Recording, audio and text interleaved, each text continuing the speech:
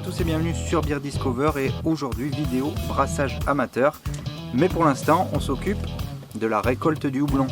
Je vais brasser pour vous une Harvest Smash, donc avec du houblon de récolte et en utilisant le seul houblon que j'ai, le Magnum, que je vais utiliser en amérisant et en aromatique, et du malt pâle classique pour faire une blonde très classique avec le houblon frais du jardin. Allez, je vous montre ça tout de suite.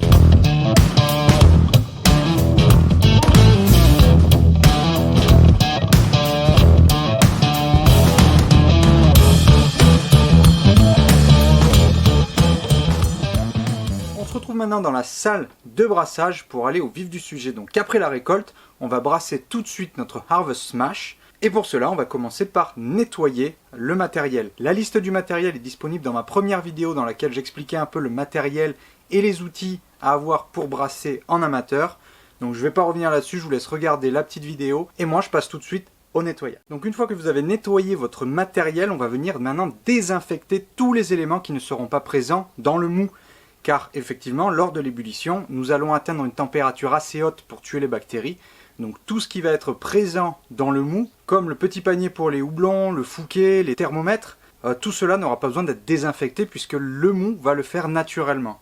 En revanche, tout le reste, tout ce qui va être après refroidissement va devoir être désinfecté comme votre cuve de fermentation. J'insiste bien sur ce point car le nettoyage et la désinfection sont deux choses complètement différentes. Vous pouvez avoir le matériel le plus propre du monde, s'il n'est pas désinfecté, votre bière risque d'être mauvaise à la fin. Pour désinfecter, j'utilise ceci. Je vous mets une image un peu plus grande. Il s'agit d'un désinfectant, donc qui va tuer toutes les bactéries présentes dans l'eau dans laquelle vous trempez tout votre matériel. Et l'avantage de celui-ci, c'est qu'il n'y a pas besoin de rinçage. Vous avez juste à laisser agir 10 minutes pour tuer tout ce qui ne va pas dans votre eau. Et ensuite, vous avez juste à secouer pour enlever le surplus de gouttes qu'il y a sur votre matériel et vous pouvez l'utiliser sans danger dans votre mou.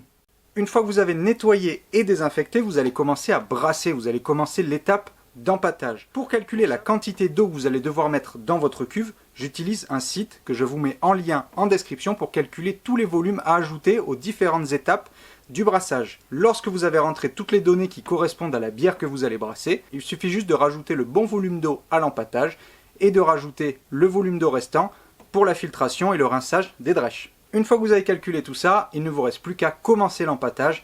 Et moi, je vous conseille de bien préparer votre quantité de malt, vos houblons amérisants et vos houblons aromatiques. Comme ça, vous n'aurez pas à les chercher, ils seront à portée de main, vous aurez juste à les ajouter lors du brassage.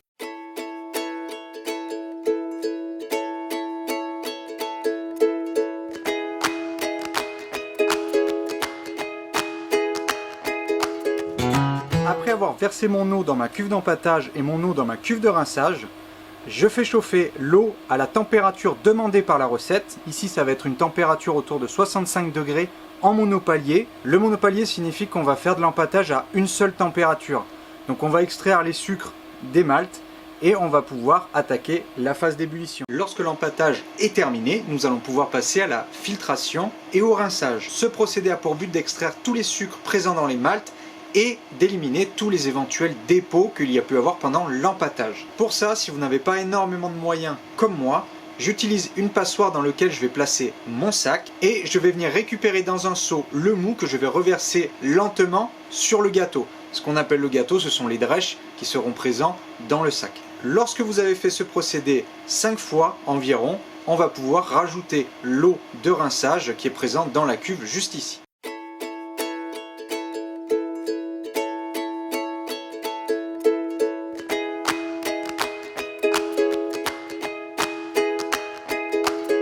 Une fois que l'étape de filtration et de rinçage est réalisée, vous n'avez plus qu'à attendre 5-10 minutes que toute l'eau qui sont présentes dans les drèches soit retombée et on pourra commencer l'étape d'ébullition.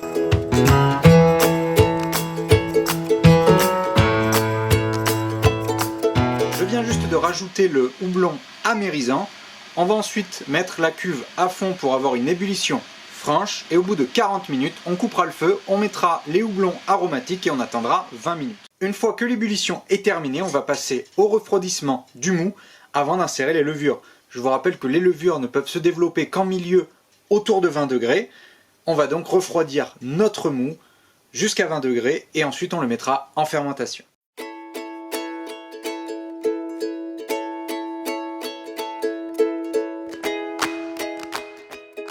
J'espère que cette vidéo vous a plu. Moi, je vous ferai la dernière partie avec l'étape d'embouteillage et la dégustation de la bière plus tard dans l'année. Et moi, je vous dis à vendredi prochain, 18 h pour une nouvelle vidéo. Et n'oubliez pas, rejoignez la Génération Craft. Ciao!